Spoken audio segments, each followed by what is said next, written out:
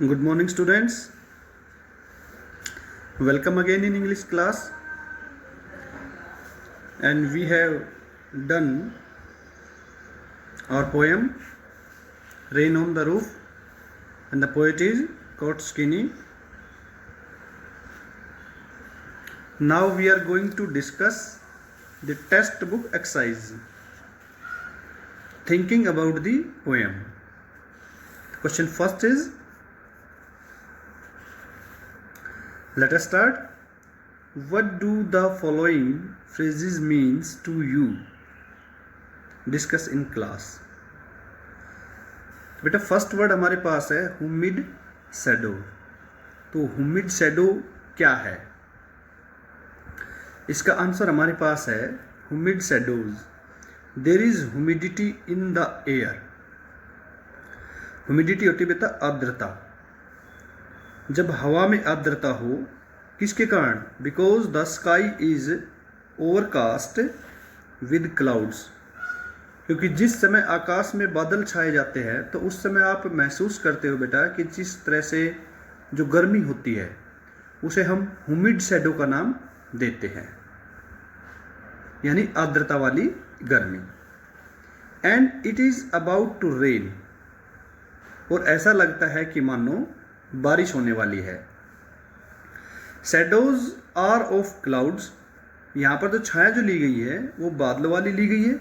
Which covered the sky, जो आकाश को cover कर लेती है. तो ये हमारा हो गया बेटा ह्यूमिड शैडो. सेकंड पॉइंट हमारे पास है स्टेरी स्पेयर्स. तो इसका मीनिंग हमने बताया था. स्टारी मतलब होता है हमारे पास तारों से भरी हुई, एंड स्पेयर्स मीन स्काई यानी आकाश. तो ये क्या कह रहा है देखिए, starry spheres the entire sky is full of stars. यानी जिस समय पूरा आकाश तारों से भरा हुआ हो तो हम इस वर्ड का इस्तेमाल कर सकते हैं. थर्ड पॉइंट हमारे पास है व्हाट ए ब्लिस. तो ब्लिस का मीनिंग वैसे तो मैं आपको बताऊं कई रूप, जैसे आशीर्वाद है, अच्छी दुआएं हैं, लाइक दिस, खुशी भरा माहौल है. While lying down on the pillow and listening to the sound of soft rain falling on the wooden roof of his cottage.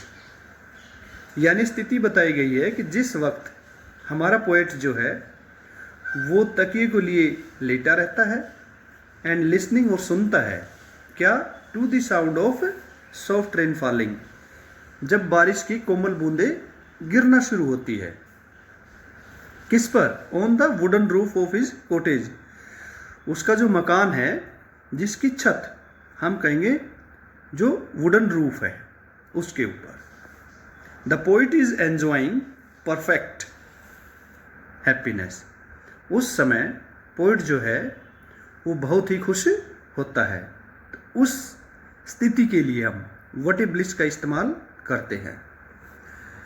उसके बाद बेटा यहां पर आपने देखा है 1,000 dreamy fancies into the busy being start. इसका मीनिंग क्या लिया यहां पर? The poet mind is occupied with a large number of mental pictures. जिस समय कवि के दिमाग में अनेक तस्वीरें जो है उत्पन्न होती है जिनके बारे में हम सोचते रहते हैं, तो उनको हमने यहाँ पर बताया है कि जो सपने हम बुनते हैं, बड़े खुश होते हैं, उनको यहाँ पर बताया गया है. 1,000 recollections weave their air threads into woof. इसका मीनिंग क्या कहता है? द पोइट सेज, यानी कवि कहता है, दैट इननंबरेबल ओल्ड मेमोरीज, असंख्य पुरानी जो यादें हैं, are revived in his mind, वो उसके दिमाग में आती है, उन्हें वह याद करता है.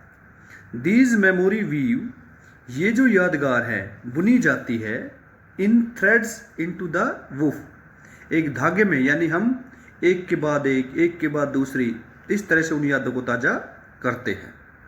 इन द अदर वर्ड्स, और दूसरे शब्दों में अगर हम कहें तो, सो मैनी इमेजिनेटिव थॉट्स, असंख्य काल्पनिक जो विचार है एंड ओल्ड मेमोरीज, और पुरानी यादें जो है comes to the poet's mind, कवि के दिमाग में आती है।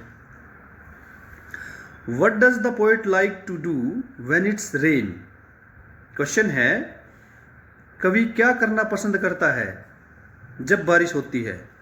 तो व्हाइल इट इज रेनिंग, जिस दौरान बारिश होती है, the poet likes to lie down, तो पोइट जो है लेटना पसंद करता है, on his bed in his cottage, अपनी कोटेज के बेड पर लेटना पसंद करता है। He likes to listen the sound of soft rain drops falling on the roof of his cottage, वह सुनना पसंद करता है बारिश की वे कोमल बूंदे जो उसकी कोटेज की छत पर गिरती है, उन आवाज़ को सुनना पसंद करता है। In his blessful state of mind, और इस अवस्था में उसका दिमाग बड़ा ही प्रसन्न होता है। He likes to bring to mind old memories, उस समय वो दिमाग में पुरानी जो यादें हैं उनको लाना पसंद करता है।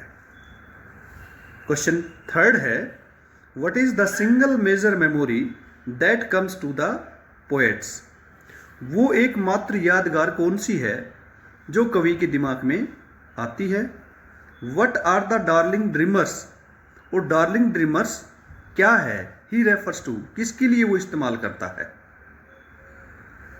The single major memory, answer देखिए बेटा, the single major memory that comes to the poet's mind, वो केवल बड़ी यादगार जो कवि के दिमाग में आती है, is that of his mother, वो उसकी माँ के बारे में है। द डार्लिंग ड्रीमर, और जो प्रिय जो सपने वाले लेने वाले हैं, रेफर्स टू हर चिल्ड्रन, वो उसकी मदर के बच्चे हैं। टू हुम, जिन्हें वह she would put carefully in bed, बड़ी सावधानी पूर्वक बिस्तर पर लिटाती है। Before leaving them till dawn, कब तक लेटे रहते वो? सुबह तक। मैनी मैनी ईयर्स अगो, कई वर्षों पहले तक। तो यहां पर वो ये बताती है हमें। Is the poet now a child, क्या कवि जो है अब एक बच्चा है? Is his mother still alive, क्या उसकी मां आज भी जीवित है? I don't think the poet is a child now, तो हम ये सोचते हैं कि भाई कवि अब बच्चा नहीं है। The way the poet recalls, जिस तरीके से कवि जो है याद करता है, हाउ इज मदर, कि किस तरह से उसकी माँ, once use to watch her children carefully, कि किस तरह से अपने बच्चों की देखभाल बड़ी सावधानी पूर्वक करती थी। Before show his mother is no more alive, ये हमें बताता है कि अब उसकी माँ जीवित नहीं है। तो बेटा ये 4 क्वेश्चन हैं, समझ में आ गए होंगे आप लोगों को, और इन 4 क्वेश्चनों को आप अपनी नोटबुक में, फेयर नोटबुक में कर लेंगे। आपका बहुत बहुत धन्यवाद वीडियो लाइक करने के लिए और काम करने के लिए। मैं हिरलाल सर MLB इंटरनेशनल स्कूल से राजपुरा से आपका धन्यवाद करता हूँ। Thank you.